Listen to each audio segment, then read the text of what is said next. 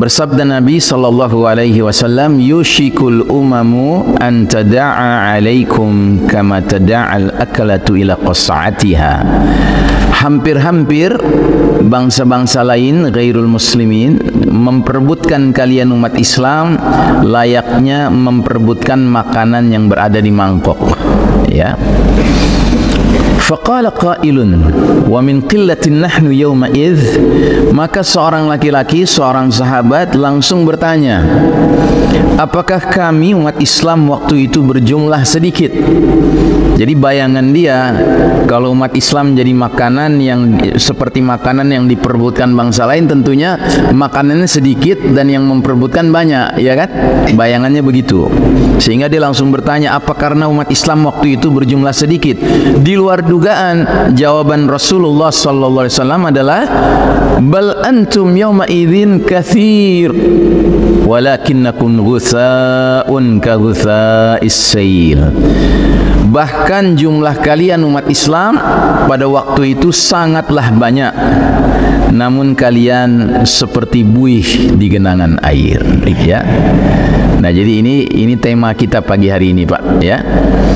Nubuwah Nabi Muhammad SAW dalam hadis ini jelas tampak kebenarannya pada masa kita dewasa ini. Berbagai bangsa ghairul muslimin hari ini secara agresif, ofensif, tanpa ragu mengeksploitasi negeri-negeri kaum muslimin. Dan pengertian mengeksploitasi bukan hanya sumber daya alamnya yang dieksploitasi, melainkan sumber daya manusianya pun di negeri-negeri Islam dieksploitasi. Ya, karenanya hari ini kita saksikan di berbagai negeri kaum muslimin yang kekayaan alamnya luar biasa, Pak, termasuk negeri yang kita cintai karena Allah, Indonesia ini. Sekalipun kekayaan alamnya dahsyat, tetapi yang merasakan manfaat dari kekayaan alam itu bukan warga, ya, penduduk setempat, tetapi mereka-mereka yang datang dari negeri selain negeri Islam, ya. Saya teringat pernah diundang dakwah ke Newmont. Tahu Newmont, ya, Pak? Newmont itu di mana? Di mana? Di Sumbawa, ya, atau Lombok, ya. Nah, itu saya sudah selesai berdakwah di situ. Hari terakhir kami diajak melihat lokasi proyek, ya, proyek Newmont itu. Ternyata itu ada lubang, Pak, besar sekali, ya. Dan setiap harinya, ya, itu ratusan truk-truk besar, Pak. Rodanya lebih besar dari badan kita. Truk-truk besar itu mengangkut, ya, tanah bumi dari lubang itu, Pak, ya. Dan truk itu mesti mutar jauh karena jauh ke dalam mengambilnya.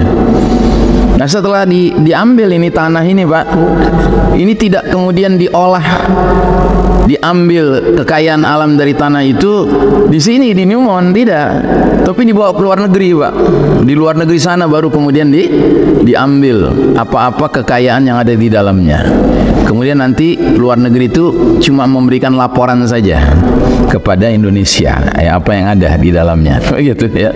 Itu setiap hari begitu, Pak. Jadi mereka yang mengambil manfaat dari bumi yang sudah mereka keruk itu, Pak. Ya, dan itu bukan hanya di Newmont, Pak. Di berbagai tempat-tempat proyek-proyek seperti ini berlangsung, ya, di negeri ini dan di negeri Islam lainnya pun demikian, ya. Jadi kita tidak tahu apakah benar laporannya yang mereka ambil hanya tembaga misalnya begitu. Padahal boleh jadi ada emas, ya, boleh jadi ada nikel, boleh jadi ada uranium barangkali, ya. Ini hal-hal yang mahal ini, tapi yang dilaporkan cuma tembaga misalnya begitu. Ya, itulah kecerdasan, kecerdikan, kelicikan mereka, dan itulah kebodohan kita, ya. Itu dari segi sumber daya alam. Dari segi sumber daya manusia pun demikian.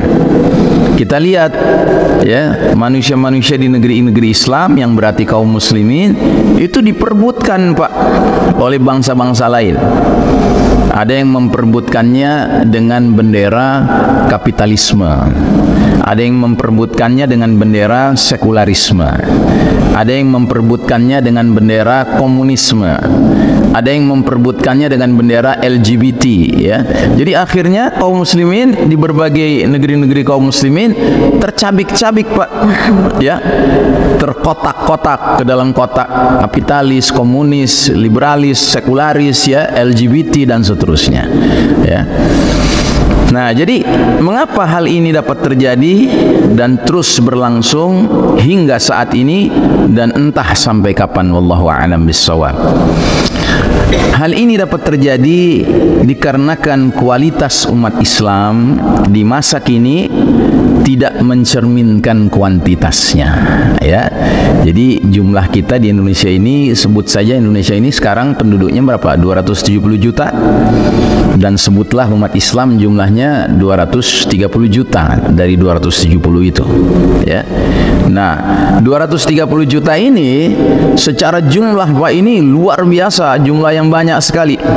Tetapi secara kualitas seolah-olah dari 230 juta itu barangkali yang kualitas muslim, apalagi yang kualitas mukmin, itu jangan-jangan tidak sampai, ya, 25 juta, Pak, ya, atau 40 juta atau 50 juta katakanlah begitu, ya. Terus yang lainnya bagaimana? Ya tadi, yang lainnya jadi muslim kapitalis, muslim liberalis, muslim komunis, muslim LGBT, ya kan? Jadi muslim macam-macam, Pak. Ada lagi yang baru sekarang, muslim Nusantara, ya. Ya, padahal tidak pernah Allah menyuruh kita untuk memilih jenis Islam tertentu, tidak ada. Yang Allah suruh adalah wa qul ishhadu bi annana muslimun. Katakanlah, saksikanlah bahwa kami ini kaum muslimin. Tidak ada Al-Quran menyuruh kita menambahkan embel-embel tambahan. Apa itu muslim, apa, modern kah, muslim fundamentalis kah, muslim Nusantara kah? Ya tidak ada. Kita disuruh menyatakan saksikanlah kami ini kaum muslimin. Ya, titik, sudah. Menjadi muslim itu sudah luar biasa, Pak, ya. Sebab ajaran Islam ini sudah sempurna. Jika seorang muslim berpegang teguh kepada ajaran yang sempurna ini, maka si muslim ini akan mendekati kesempurnaan. Tidak mungkin sempurna, tidak ada manusia yang sempurna. Tetapi karena agama ini sempurna dan umat Islam berpegang teguh kepada yang sempurna, maka dia mendekati yang sempurna, ya. Seperti dulu generasi terbaik umat ini, para sahabat radhiyallahu anhum ajmain, ya, mereka ini dididik oleh manusia yang paripurna, manusia yang menjadi uswatun hasanah, menjadi suri tauladan, yaitu Nabiullah Muhammad sallallahu alaihi wasallam. Sedangkan seorang sahabat pernah bertanya kepada Ummul Mukminin Aisyah radhiyallahu anha, istri Nabi yang paling cerdas, paling muda, paling cantik, ya. Ditanya, bagaimanakah akhlak Rasulullah sallallahu alaihi wasallam? Sama Aisyah dijawab dengan jawaban yang singkat, padat, ya. Apa jawabannya? Kana khuluquhu Al-Qur'an. Akhlak Nabi Muhammad SAW adalah Al-Quran, ya. Jadi ingin tahu akhlak Nabi, bacalah Al-Quran, ya. Ingin tahu isi Al-Quran, lihatlah akhlak Nabi. Karena antara akhlak Nabi dan Al-Quran tidak ada jarak, tidak ada kesenjangan, benar-benar klop, begitu, ya. Nah, para sahabat itu langsung dibina, langsung ditarbiyah, langsung dididik, langsung dikader oleh Nabiullah Muhammad SAW, sehingga para sahabat pun muncul menjadi figur-figur yang istilahnya Qur'ani juga, begitu. Bahkan ada seorang ulama dari Mesir menulis satu bab dalam kitab beliau, judulnya Jailul Qur'anil Farid, generasi Qur'ani yang unik. Siapa mereka? Para sahabat, ya. Belum pernah ada lagi generasi umat Islam yang Qur'ani dan unik seperti para sahabat, ya. Tapi para sahabat itu dalam jumlah yang begitu banyak, sekaligus semuanya tampil sebagai Al-Quran, Al-Quran yang berjalan di muka bumi, ya. Nabi kita dijuluki Al-Qur'anu yamshi alal ard, Quran yang berjalan di atas bumi. Sedangkan para sahabat dijuluki Al-Qur'anu yamshu yamshuna 'alal ard. Quran yang berjalan di atas bumi, ya. Makanya orang-orang kafir di zaman Nabi dan para sahabat hidup di muka bumi ini, baru ketemu saja dengan Nabi, baru ketemu saja dengan seorang sahabat, ya, kalau hatinya terbuka, mudah sekali dia menerima hidayah. Tapi kan hari ini antara kita dengan Al-Quran berjarak, ya Pak, ya. Quran itu belum ada di hati kita, belum ada di pikiran kita, belum ada di akhlak kita. Adanya di mana Al-Quran? Adanya di laci, di lemari, ya. Jadi berjarak dengan kita, ya. Nah, jadi saudaraku rahimakumullah, Nabi Muhammad sallallahu alaihi wasallam melukiskan umat Islam di era akhir zaman termasuk kita sekarang ini sebagai laksana buih di genangan air, ya. Mari kita pelajari buih, Pak. Buih itu setidak-tidaknya menurut kami ada 3 sifat. Sifat pertama, buih itu tidak berbobot, Pak. Ringan, ya. Ringan buih itu. Yang kedua, buih itu tidak berisi, kosong, tidak ada isinya, Pak. Jadi kalau kita pergi ke pantai, lihat ombak berdebur, ya, muncul buihnya, kita ambil, kita remas begitu, Pak. Lalu kita remas terus, kosong, Pak, ya. Walaupun dia menghiasi pemandangan, warna putihnya itu luar biasa, nikmat dilihat, ya. Tapi begitu dipegang, diremas, kita mengepal tangan kita, kosong, tidak ada isinya, Pak, ya. Lalu yang ketiga, ciri buih itu apa? Ikut gerakan arus air. Kalau airnya ke kanan, buih pun ke kanan. Kalau airnya ke kiri, buih pun ke kiri, ya. Atau dengan kata lain, tidak ada arah yang jelas, yaitu buih, ya. Nah, jadi apa solusi agar kualitas umat Islam dapat menjadi berbobot dan berisi dan terarah, ya? Saya memandang ada 2 solusi. Solusi pertama, diperlukan program tarbiyah syakhsiyah islamiyah. Tarbiyah itu artinya edukasi, pendidikan, pembinaan, ya, pengkaderan, ya, pribadi muslim, ya. Terus yang kedua, perlu tarqiyah syakhsiyah islamiyah. Tarqiyah itu artinya elevasi, Pak, peningkatan kualitas. Jadi di satu sisi ada edukasi. Nah, edukasi ini tujuannya apa? Supaya terjadi proses peningkatan kualitas, ya. Jadi saya sering menghadiri majelis seperti ini. Biasanya kalau sudah dibuka forum tanya jawab, ada saja orang yang bertanya, mau laki-laki, mau perempuan, mau bapak-bapak, ibu-ibu, yang mengawali pertanyaannya dengan kata-kata, "Ustaz, kita ini kan orang awam. Nah, bagaimana kita menghadapi situasi ini, ya?" Jadi kalimat "kita ini orang awam" ini kalimat yang kita harus tinggalkan, Pak. Jadi dengan kata lain, tidak ada di antara kita yang boleh merasa bangga punya jabatan jadi orang awam, Pak. Ya, kita harus pensiun jadi orang awam, Pak. Ya, dan itu bagaimana caranya? Tidak ada cara lain. Caranya harus thalabul ilm, harus menuntut ilmu. Ya, karenanya Nabi Muhammad SAW menyatakan, barang siapa menempuh jalan untuk thalabul ilm, ibarat dia sedang menempuh jalan menuju jannah, ya, menuju surga. Ya, kita semua kan ingin menuju surga, ya Pak. Ya, sepakat, Pak, kita mau menuju surga, ya. Karenanya seringkali majelis ilmu itu dijuluki sebagai, ya, taman-taman surga di muka bumi ini. Ya, sebelum kita sampai ke surga yang beneran, kita berada di majelis ilmu ini, berada di taman surga.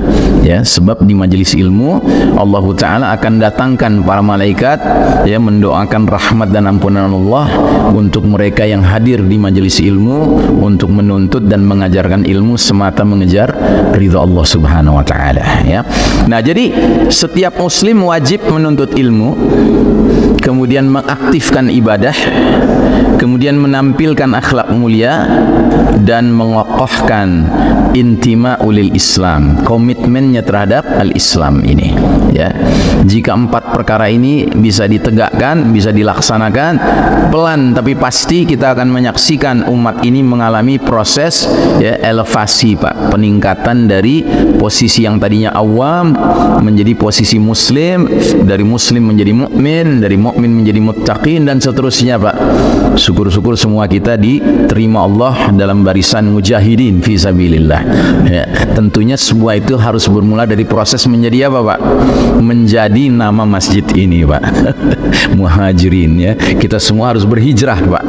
Hijrah, tinggalkan zulumatil jahiliyah, kegelapan jahiliyah ini menuju nurul Islam, cahaya al-Islam. Karena begitulah dahulu Nabi mendidik para sahabat, dan begitu pula generasi seperti para sahabat akan muncul kembali ya. Karenanya Allah Ta'ala abadikan dalam surat Ar-Ra'd ayat 11 sebuah ayat yang sudah sering kita dengar tapi perlu kita kunyah-kunyah terus Pak. Apa kata Allah Ta'ala? Ba'da auzubillahi minasyaitonir rajim, innallaha la yughayyiru ma biqaumin hatta yughayyiru ma bi anfusihim.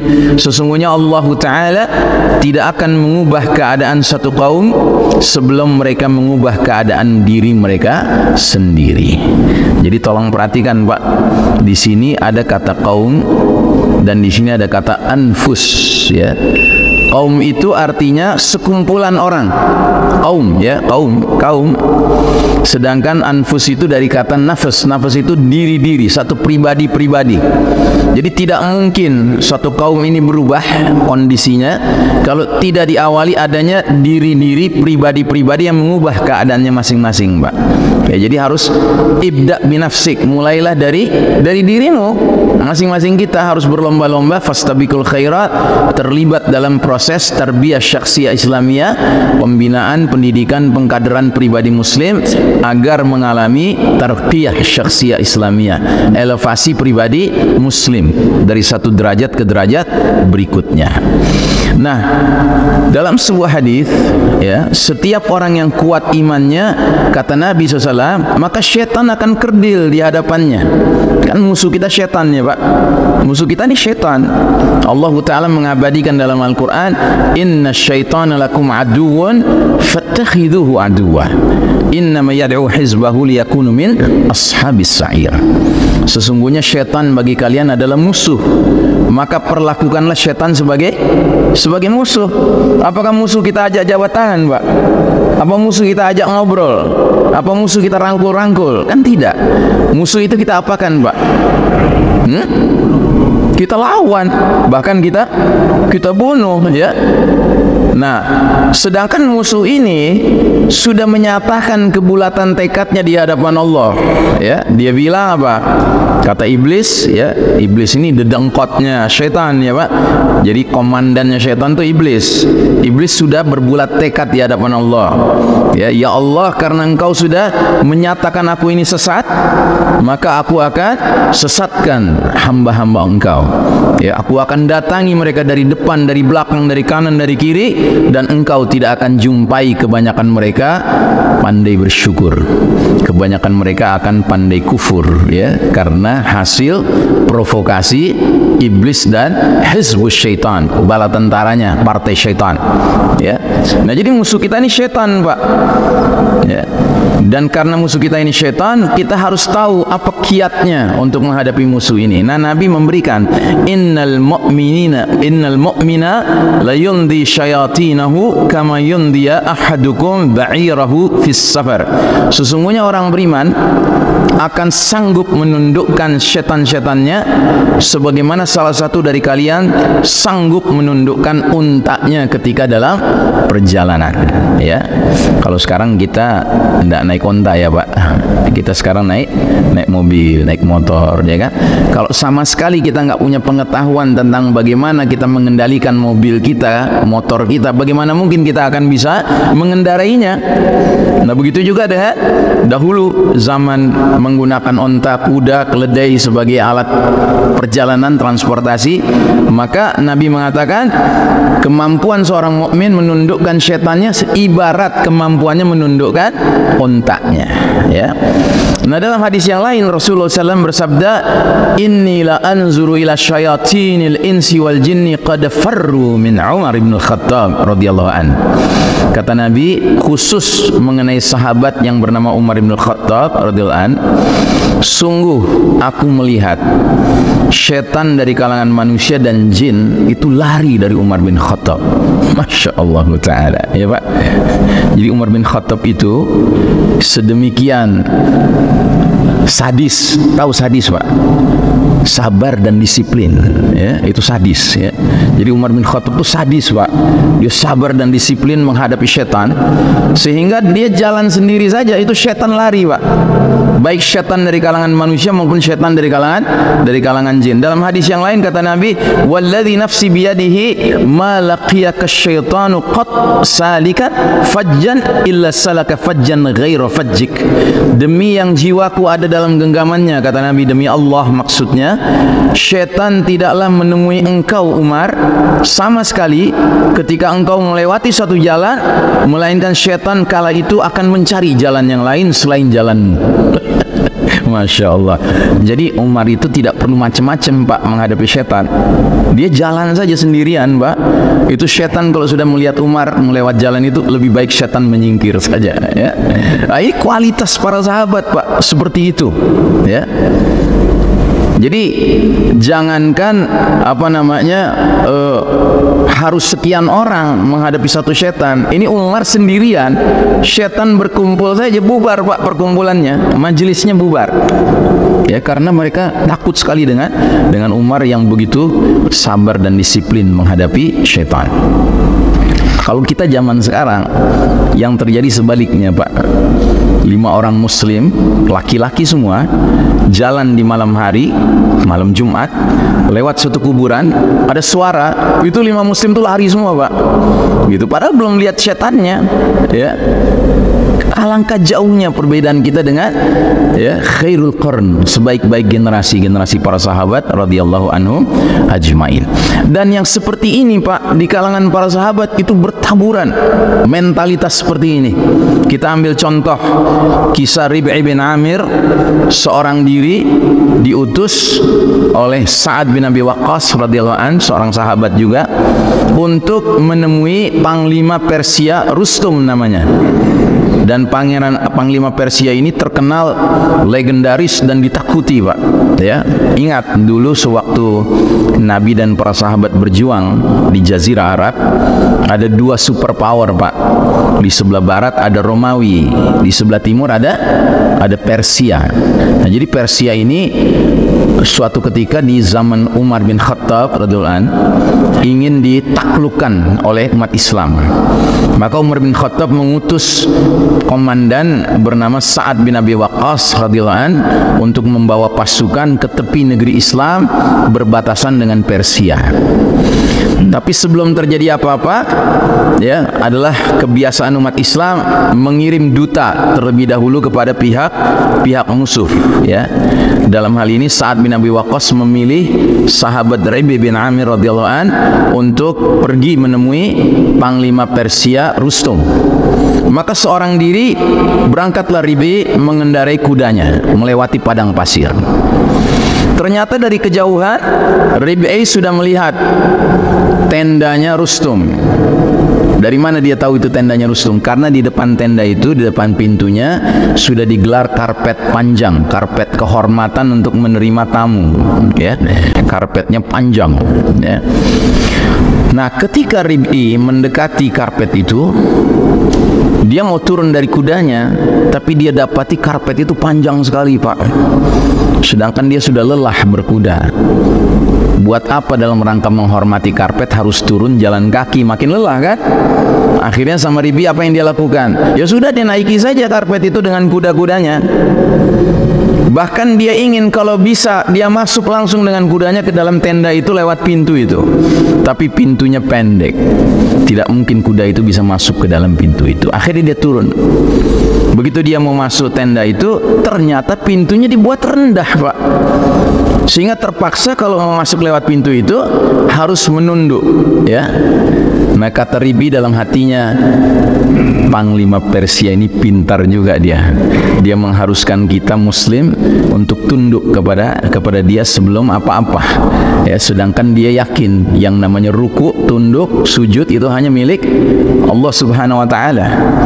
Apa yang dikerjakan? Dia kelilingi tenda itu, dia cari pintu lain, barangkali ada pintu yang lebih tinggi. Ternyata tidak ada, Pak. Dia harus lewat pintu itu. Nah, tapi tidak kehilangan akal Rib'i bin Amir. Dia masuk lewat pintu itu, dia membungkukkan badannya, tapi dia masuknya mundur, Pak. Ya. Sehingga di dalam Rustum, Panglima Persia yang musyrik, yang penyembah berhala api itu, Pak, harus menerima hal yang lebih pantas buat dirinya dari seorang Muslim tenimbang bungkukan ruku dari seorang Muslim kepada dia. Nah, ini sudah 1-0, Pak. Ini perang urat saraf ini, ya. Nah, begitu masuk, dia saksikan pemandangan seorang laki-laki di tengah tenda sedang berbaring santai di atas sebuah sofa, Pak. Sementara semua laki-laki lain berdiri mengelilingi dia memegang tombak dengan badan tegak. Yakin Rib'i, ini pasti Rustum yang di tengah ini. Ini yang lainnya adalah apa? Pengawal-pengawalnya. Ya, tapi kan zaman itu belum ada Facebook, Pak, belum ada Instagram, jadi tidak tahu wajahnya Rustum macam mana. Akhirnya sama Rib'i dia tanya orang yang berdiri di sampingnya yang memegang tombak, hal anta Rustum, apa kamu Rustum? Maka orang ini menggelengkan kepala, la, bukan. Dia tanya yang sebelahnya lagi, hal anta Rustum, atau barangkali kamu Rustum? La, kata yang kedua. Dia mau tanya yang ketiga yang di sebelahnya lagi. Rustum sudah kehilangan sabar. Dia berdiri lalu dia mengatakan, ana Rustum, madza turid ya Arab? Akulah Rustum, apa yang kau inginkan wahai Arab? Maka sambil tersenyum kata Rib'i, oh rupanya saya sedang berhadapan dengan suatu bangsa, suatu kaum yang sudah kalah sebelum berperang. Masya Allah, ya. Ini diplomasi canggih ini, ya. Dari mana Anda tahu itu? Dari kenyataan ini, kata Rib'i. Tidak ada satu kaum bisa mengalahkan kaum lain kalau di antara kaum itu saling menyembah satu dengan lainnya. Itu, ya kan? Terus akhirnya dia bertanya, memangnya engkau membawa pesan apa? Maka dijelaskan oleh Rustum 3 perkara. Kata Rustum yang pertama, ibta'athanallahu linukhrijan nas min ibadatil ibad li ibadati rabbil ibad. Sesungguhnya kami umat Islam diutus Allah ke muka bumi ini, ke dunia ini, untuk mengeluarkan manusia dari penghambaan kepada sesama hamba untuk hanya menghamba kepada Rabb segenap hamba. Ini pertama.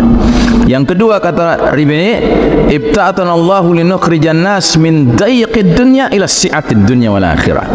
Kami umat Islam diutus Allah ke muka bumi untuk mengeluarkan manusia dari sempitnya kehidupan dunia menuju lapangnya kehidupan dunia dan akhirat. Lalu yang ketiga kata beliau, ibta'athanallahu linukhrijan nas min jawril adyani ila adlil islami. Kami umat Islam diutus Allah ke muka bumi ini untuk mengeluarkan manusia dari kezaliman berbagai agama menuju keadilan Islam. Masya Allah, ya. Selesai pembicaraan, dia tinggalkan tenda. Belum jauh dia melangkahkan kudanya, seseorang memanggil dia. Ternyata yang memanggil ini salah seorang pengawalnya, ya, Rustum. Dia bilang, hai Arab, sebentar, saya mau bicara sama kamu. Ada apa? Ya kan? Saya mau tanya, bagaimana caranya menjadi Muslim? Maka ditanya sama Rib'i, siapa yang mau jadi Muslim? Saya, katanya. Oh, yang benar, kamu mau jadi Muslim, ya? Apa kamu sudah minta izin sama Rustum? Nah, ini pintar ini Rib'i, ya, diuji dia, ya. Apa kamu sudah minta izin sama Rustum, panglimamu? Gitu. Kata dia, buat apa aku minta izin kepada dia untuk menentukan jalan hidupku, sedangkan aku lahir dari rahim ibuku saja. Allah Ta'ala tidak menanyakan, ya, pendapat ibuku dan ayahku, ya kan? Masya Allah. Jadi tauhid sudah masuk ke dalam hati si orang ini, Pak. Nah ini, Pak, ini sosok, ya, para sahabat seperti itu, Pak. Ya, jangankan mereka panjang lebar menjelaskan taklim seperti saya sekarang ini harus setengah jam, 1 jam, tidak. Ya, beberapa kalimat saja sudah mampu masuk ke dalam hati sanubari seorang musyrik, ya kan, untuk kemudian tersingkap, ya, penutup hatinya dan menerima hidayah hidayah dari Allah Subhanahu wa taala. Nah, jamaah sekalian rahimakumullah, untuk pagi hari ini saya cukupkan segini saja dulu ya bahasan kita. Mudah-mudahan apa yang saya sampaikan tidak membuat bapak dan ibu makan tidak kenyang, tidur tidak nyenyak ya kan, tetapi malah membangkitkan semangat.